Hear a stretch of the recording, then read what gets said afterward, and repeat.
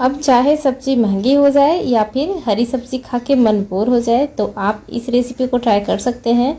ये बेसन से मैंने बनाई है और बहुत ही स्वादिष्ट, बहुत ही ज़बरदस्त रेसिपी है। आप इसे ट्राई एक बार ज़रूर कीजिएगा। और अभी मैंने इसमें ना तो लहसुन डाला, ना प्याज और ना ही टमाटर डाला है। तो आप इस रेसिपी को सावन के महीने में आप ट्राई कर सकते हैं। आप लोग लहसुन प्याज नहीं। अब हम लेंगे एक बड़ा सा बर्तन और इसमें हम डालेंगे बेसन। तो बेसन हम लेंगे 2 कप बेसन, आप छान लीजिएगा। तो 2 कप हम यहाँ बेसन ले रहे हैं। आप अपनी क्वांटिटी के अनुसार से कम या ज़्यादा कर सकते हैं। उसके बाद हम लेंगे स्वाद अनुसार नमक और हम लेंगे 1/4 चम्मच हींग। तो आपके पास हींग अवेलेबल हो तो ज़रूर से डालें। और बस 1 चुटकी हम लेंगे मीठा सोडा। तो 1 चुटकी हमें लेना है, ज़्यादा नहीं लेंगे।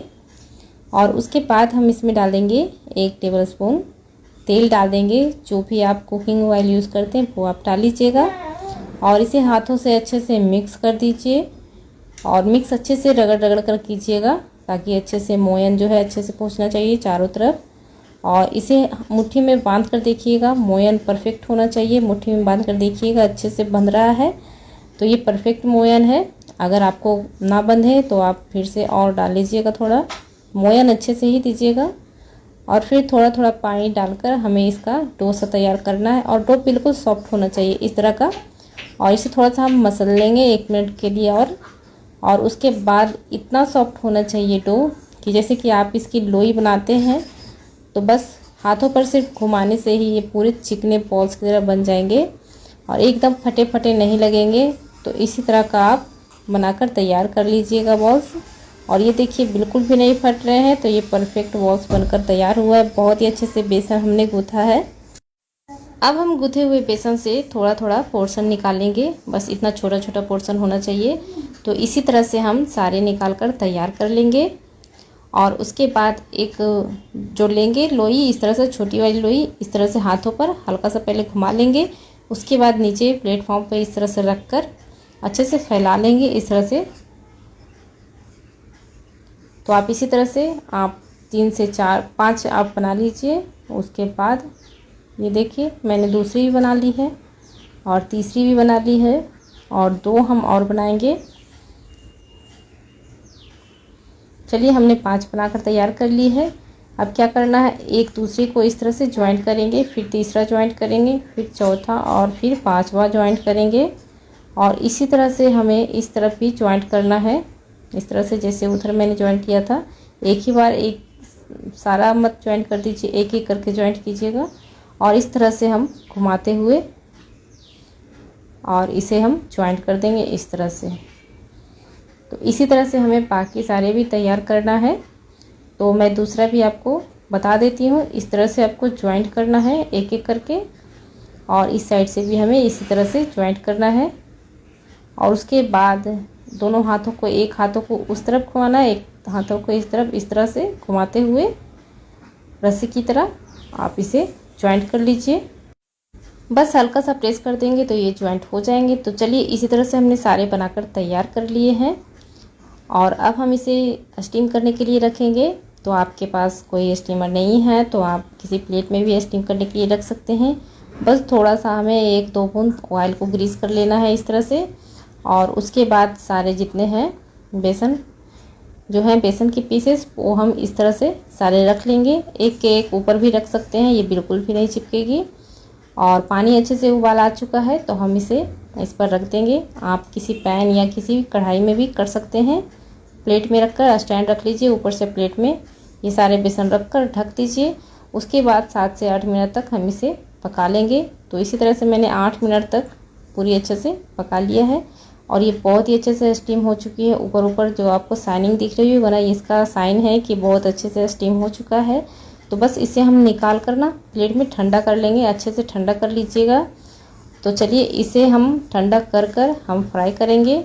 तो हमने पैन में तेल गरम कर लिया है और तेल गरम जैसे ही हो जाए मीडियम आंच पर हम इसे डाल देंगे। और उसके बाद डालने के बाद मीडियम से थोड़ा आंच को कम कर लीजिए और अच्छे से अलट पलट करते हुए अच्छे से फ्राई कर लीजिए। अंदर से बिल्कुल कच्चा नहीं रहना चाहिए। तो चलिए हमने फ्राई कर लिए हैं और इसी तरह से हम बाकी सारे भी तलकर तैयार कर लेंगे। आप चाहे तो जितनी कढ़ाई में आते हैं उतने एक ही बार में डाल लीजिए, ये अच्छे से फ्राई हो जाएंगे और बिल्कुल तले में नहीं लगेंगे, ना तो एक दूसरे में चिपकेंगे। तो चलिए हमने सारे बनाकर तैयार कर लिए हैं। और उसके बाद तेल हम थोड़ा कम कर लेंगे क्योंकि हमें ग्रेवी बनानी है, तो तेल आप अपने हिसाब से ही रखिएगा। तो हमने 1 बड़ा चम्मच तेल ले लिया है और जैसे ही गर्म हो जाए तेल तो हम इसमें डाल देंगे 1 चम्मच जीरा।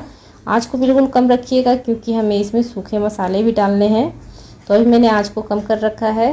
तो सूखे मसाले के लिए हम लेंगे धनिया पाउडर, तो 1 चम्मच हम धनिया पाउडर ले लेंगे और आधी चम्मच हल्दी पाउडर लेंगे और 1 चम्मच के करीब हम लाल मिर्च पाउडर ले लेंगे। तो तीखा आप अपने अनुसार से कम या ज़्यादा कर सकते हैं। और उसके बाद हम लेंगे बेसन, तो बेसन हम यहाँ स्टील वाली चम्मच होती है ना खाने वाली, उसी से हम ले रहे हैं 2 चम्मच और इसे अच्छे से हम चला लेंगे। आंच बिल्कुल लो ही रखिएगा, बेसन जलना नहीं चाहिए और बेसन का कच्चापन निकल जाए तब तक के लिए हमें भूनना है। तो मैंने चला के थोड़ी देर के लिए रख दिया है। अब यहाँ मैंने 1 कप दही ली है और ये बिल्कुल खट्टी नहीं है, नॉर्मल है। और उसके बाद इसे थोड़ा सा फेंट लीजिएगा अच्छे से, और फेंटने के बाद हम इसमें दही को डालेंगे। तो बस मसाला पहले अच्छे से चेक कर लेते अच्छे से भुना है या नहीं, बस 30 से 40 सेकेंड तक ही इसे भूनना है।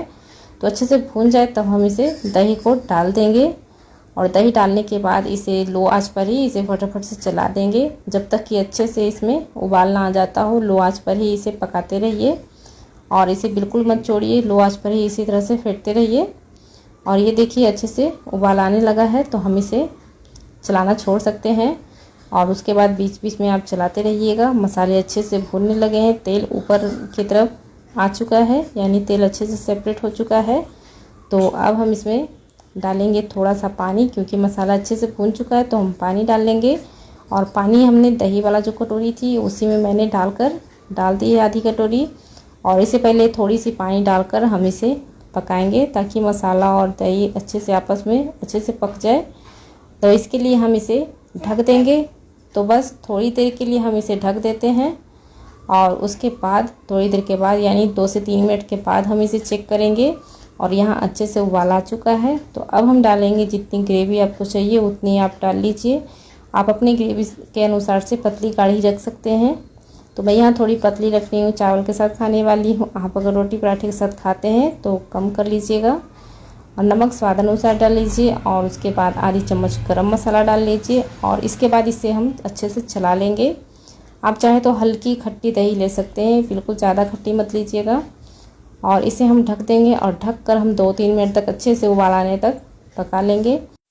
अब अच्छे से उबाल आ जाए तो हमें सारे पीसेस को इस तरह से डाल देना है और पीसेस बहुत ही खस्ता बनकर तैयार होगी। आप मोयन अच्छे से डालिएगा तभी बहुत ही बेस्ट लगेगी खाने में। तो अब हमने डाल दिए हैं, इसे एक बार अच्छे से चला देंगे और उसके बाद ढक कर हम इसे पकने देंगे और बस 6 से 7 मिनट तक इसी तरह से मीडियम आंच पर पका लीजिए। अच्छे से ये पक जाए तब हम इसे चेक कर लेंगे और ये बिल्कुल अच्छे से पक चुका है। हम इसे एक बार चला कर देख लेंगे। तो चलिए ये पूरी तरह से रेडी हो चुकी है। आप चाहे तो इसी समय हरा धनिया डाल सकते हैं। अब हम गैस के फ्लेम को बंद कर देंगे, उसके बाद हम ढक कर 5 मिनट तक ऐसे ही रहने देंगे। और ये देखिए पूरी तरह से रेडी हो चुकी है। तो आपको ये रेसिपी अच्छी लगी हो तो लाइक ज़रूर कीजिएगा और दोस्तों के साथ शेयर भी कीजिएगा। फिर मिलती हूँ अगली वीडियो में। Bye bye.